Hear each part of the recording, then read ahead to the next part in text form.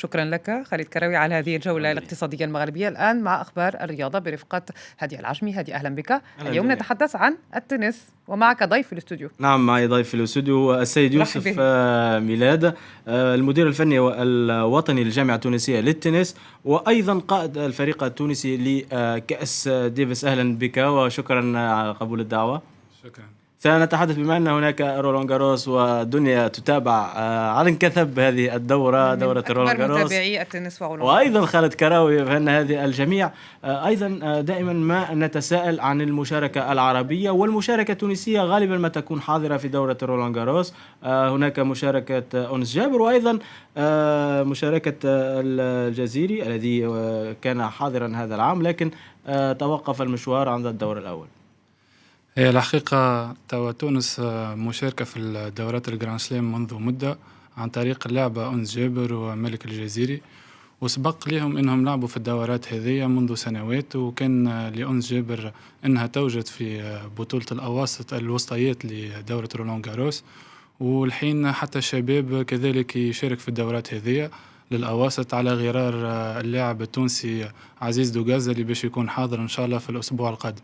نعم، بالنسبة لعزيز دوغاز أعتقد أنه مصنف من بين الأوائل على الصعيد الأفريقي، وبهذا تمكن من الدخول إلى بطولة رولان جاروس. لو نتحدث قليلا أكثر عن الجامعة التونسية للتنس وعن المدير الفني، ويعني الحديث عنك بطبيعة الحال، هل من استراتيجية للجامعة التونسية للتنس فيما يخص تكوين اللاعبين وأيضا المدربين؟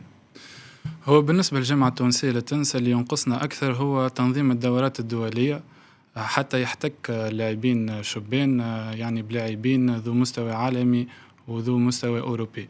الحين قاعدين ننظموا في 30 دورة دولية للفيوتشر لتنس المحترفين اللي يبلغ مجموع جوائزها 10,000 دولار كل أسبوع، وهذا باش يمكن اللاعبين الشبان يعني من الاحتكاك بلاعبين دوليين، ولما لا يعني الدخول في المئة الأوائل في العالم في المستقبل.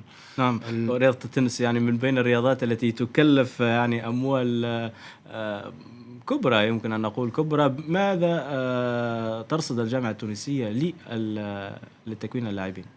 هو ميزانية الجامعة التونسية يعني محدودة، ما تمكنش لها باش تمكن كل لاعبين من الدخول في عالم الاحتراف، لكن الاستراتيجية الجديدة هي تنظيم دورات ذات مبالغ مالية كبيرة برشا تفوق 125,000 دولار حتى تمكن الدورات هذه من الاستفادة من عوائد مالية، من بعد ترجع بالنفع على الشبان في تكوينهم. وهذه استراتيجية إن شاء الله نبدأ بها سنة بتنظيم دورة دولية للسيدات تبلغ مجموع جوائزها 100,000 دولار على غرار دورة تونس المفتوحة للرجال. نعم، نتحدث سريعا عن أبرز البطولات التي تنتظر اللاعبين التونسيين وأيضا المنتخب الوطني التونسي. بالنسبة لملك الجزيري تستنى فيه دورات جراند سلام مثل ويمبلدون واليو اس اوبن في نيويورك، كذلك أنس جابر. بالنسبة للأواسط عزيز دوغاز إن شاء الله يكون حاضر في دورة رولان جاروس ويمبلدون، ثم يبدأ في عالم الاحتراف عن طريق المشاركة في الدورات الدولية، وكذلك الشبان عنا يشاركوا في الدورات الدولية في أوروبا. نعم، شكرا لك يوسف ميلاد، المدير الفني الوطني للجامعة التونسية للتنس، لقبول الدعوة وعلى كل هذه الإضافات. شكرا. وأنا بدوري أشكرك هادي العجمي على هذه الجولة الرياضية، وأشكر ضيفك يوسف ميلاد، وأشكركم مشاهدينا الأعزاء على حضور ومتابعة هذه الساعة الإخبارية. شكرا لكم، ابقوا معنا على فرانس 24.